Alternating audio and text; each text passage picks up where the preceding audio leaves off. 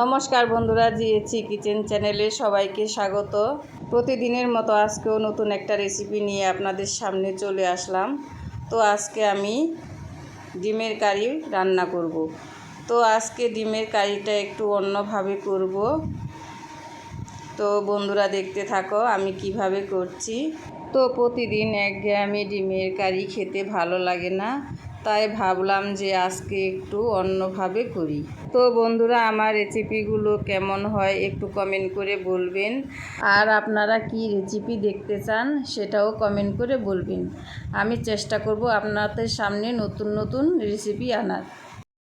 তো প্রথমে আমি এখানে ডিমগুলো সেদ্ধ করে খোসা ছাড়িয়ে নিয়েছি। ডিমগুলো আমি সেদ্ধ করা দেখাইনি, কারণ ভিডিওটা অনেক বড় হয়ে যায়, তার জন্য আমি দেখাতে পারিনি। তো ডিমগুলো সেদ্ধ করে খোসা ছাড়িয়ে নিয়েছি, এবার ভেজে নেব। তো ভাজার জন্য আমি কড়াইতে তেল দিয়ে দিলাম। তেলটা গরম হয়ে গেছে, এর মধ্যে আমি লবণ আর হলুদ দিয়ে দিলাম। লবণ আর হলুদ দিয়ে আমি ডিমগুলো দিয়ে দিলাম। ডিমগুলো দিয়ে একটু নেড়ে দেব। তো এইভাবে নেড়ে চেড়ে ডিমগুলো আমি গোল্ডেন কালার করে ভেজে নেব। তো ডিমগুলো ভাজা হয়ে গেছে, এবার আমি তুলে নেব।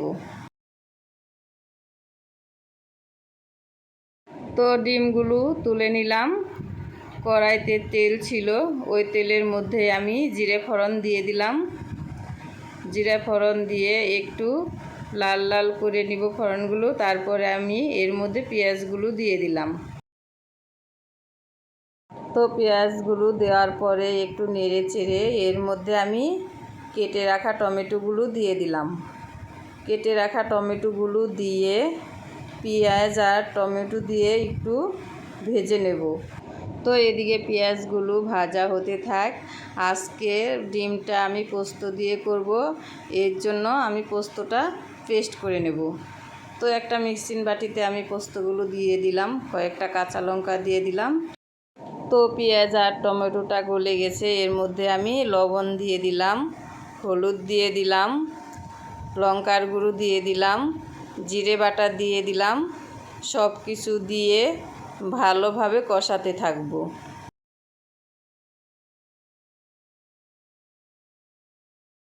তো এইভাবে নেড়ে চেড়ে কষিয়ে এর মধ্যে আমি পোস্ত বাটা দিয়ে দিলাম। তো পোস্ত বাটা আমি সবখানি দেব না, রেখে দিলাম, এটা পরে দিয়ে দিব। তো পোস্ত বাটা দিয়েও ভালোভাবে কষিয়ে নেব। কষাতে কষাতে যখন তেল ছাড়তে শুরু করে দিবে, তখন আমি ওই ভেজে রাখা ডিমগুলো দিয়ে দিব। তো বন্ধুরা দেখো মশলার থেকে তেল ছাড়তে শুরু করে দিয়েছে, আর কালারটাও কত সুন্দর হয়েছে। তো এর মধ্যে আমি ভেজে রাখা ডিমগুলো দিয়ে দিলাম। ভেজে রাখা ডিমগুলো দিয়ে আবার একটু নেড়ে চেড়ে এর মধ্যে আমি জল দিয়ে দেব।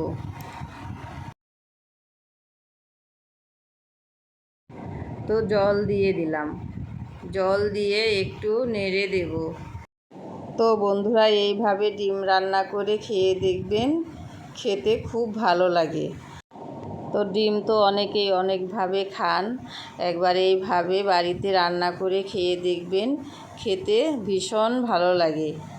তো এই ঝোলটা আমি বেশি পাতলা করব না, গ্রেভিটা একটু ঘন ঘনই থাকবে। তো ডিম রান্নাটা প্রায় হয়ে এসেছে। পোস্ত বাটাটা যে রেখে দিয়েছিলাম সেটা দিয়ে দিলাম। পোস্ত বাটা দিয়ে আবার নেড়ে নেব। তো বন্ধুরা হয়ে গেল আমার ডিমের কারি রান্না করা। এবার নামিয়ে নেব।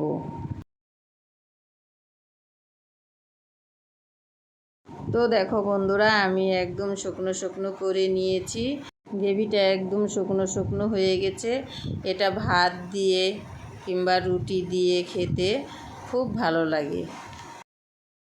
তো বন্ধুরা আমার ডিম রান্নাটা কেমন হয়েছে কমেন্ট করে বলবেন। আপনারা কমেন্ট করলে আমাদের আর কি একটু উৎসাহ বাড়ে। দেখতে কত সুন্দর হয়েছে, কালারটাও খুব সুন্দর আসছে। তো আজকের মতো এ পর্যন্তই, দেখা হচ্ছে অন্য কোনো রেসিপিতে। ততক্ষণের জন্য টাটা বাই বাই। সবাই ভালো থাকবেন, সুস্থ থাকবেন।